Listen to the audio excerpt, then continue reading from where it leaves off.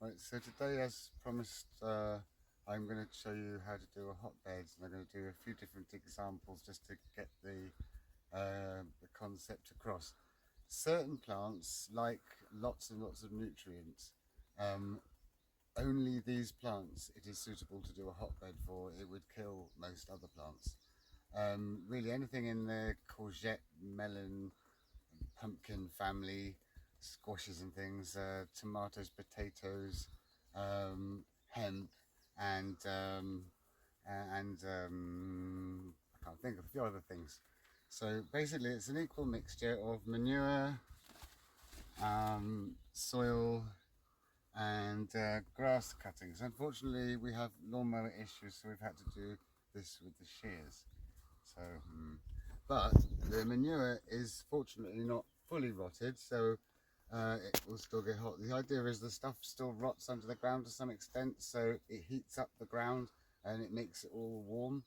So, so let's do two of them. So there's 2 handfuls of manure, 2 big handfuls of perfect soil, which is the John Innes 3, which is a loam formula. Loam means perfect soil. And then some of this. Yeah. Right. And then mix it all up like that.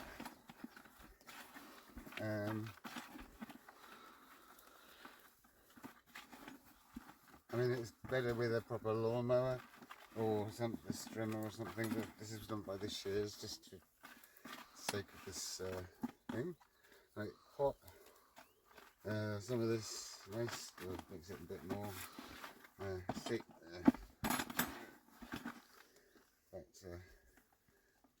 probably not good to have in there with that, with that, with that.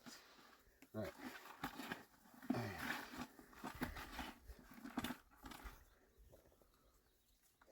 Right, so nice mixture like so.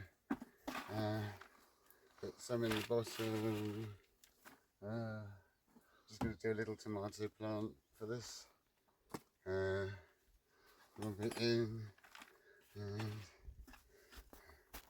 I don't mind if anything spills over here because it's all vegetable garden. Always pop things over somewhere where you don't mind soil being, or over somewhere that catches the soil, like over a bag or a box or something.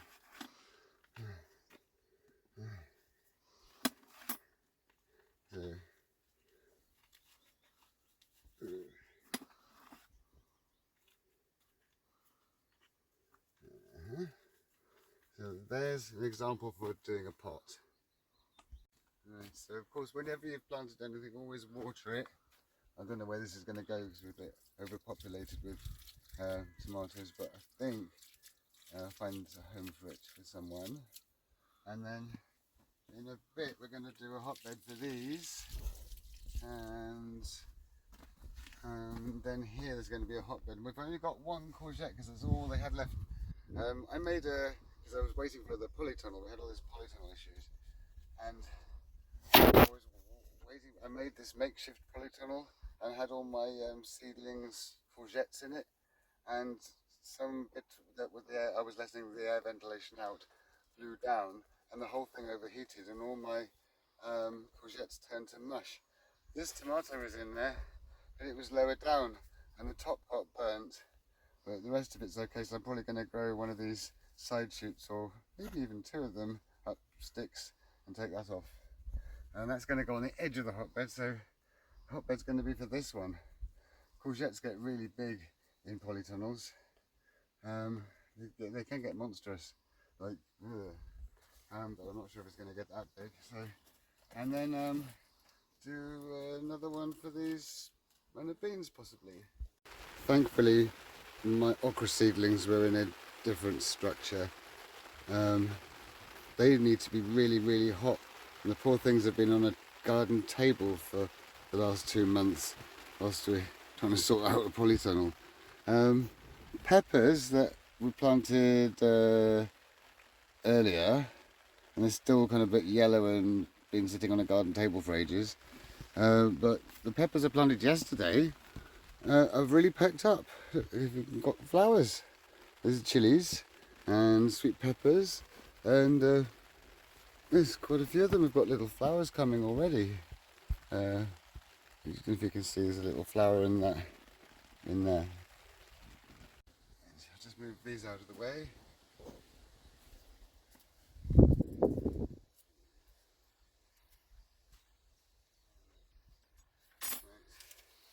Now, grass cuttings from a lawnmower are much more preferable to this. That's this will have to do. And then manure,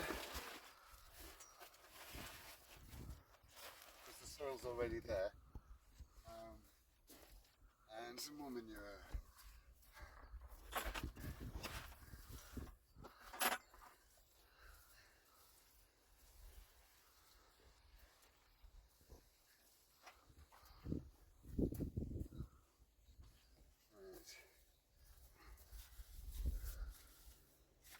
And just dig that in.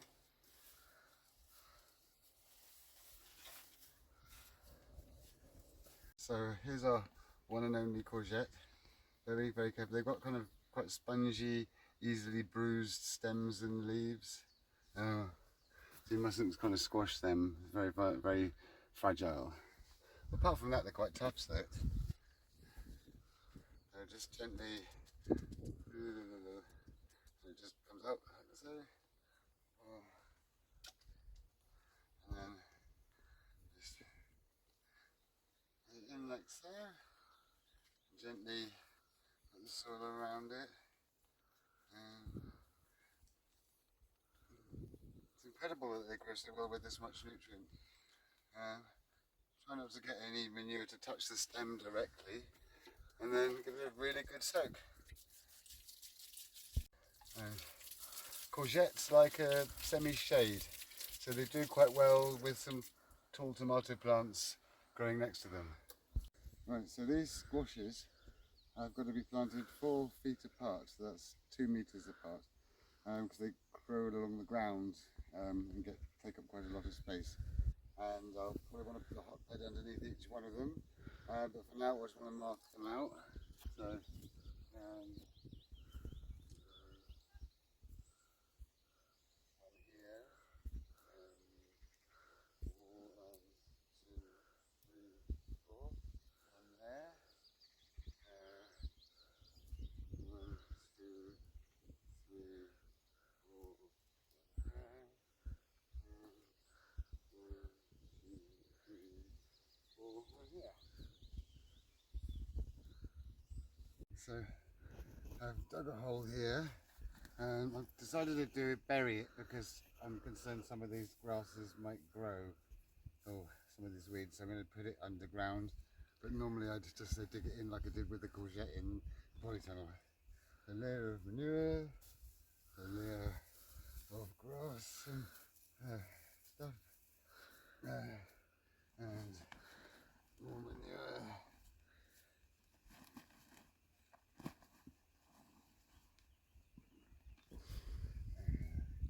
More grass.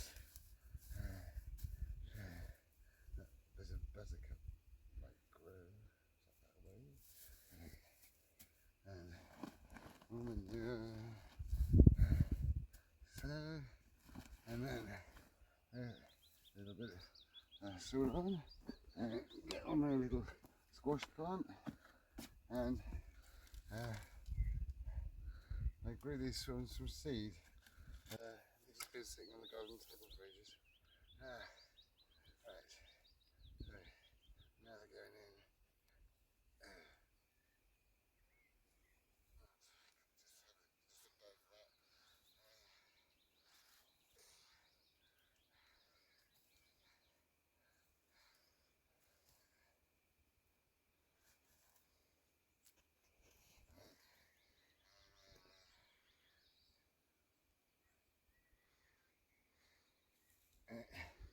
And then a bit more manure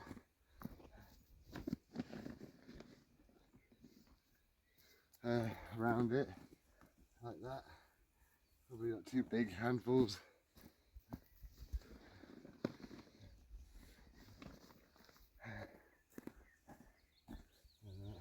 Make sure it's not touching the stem.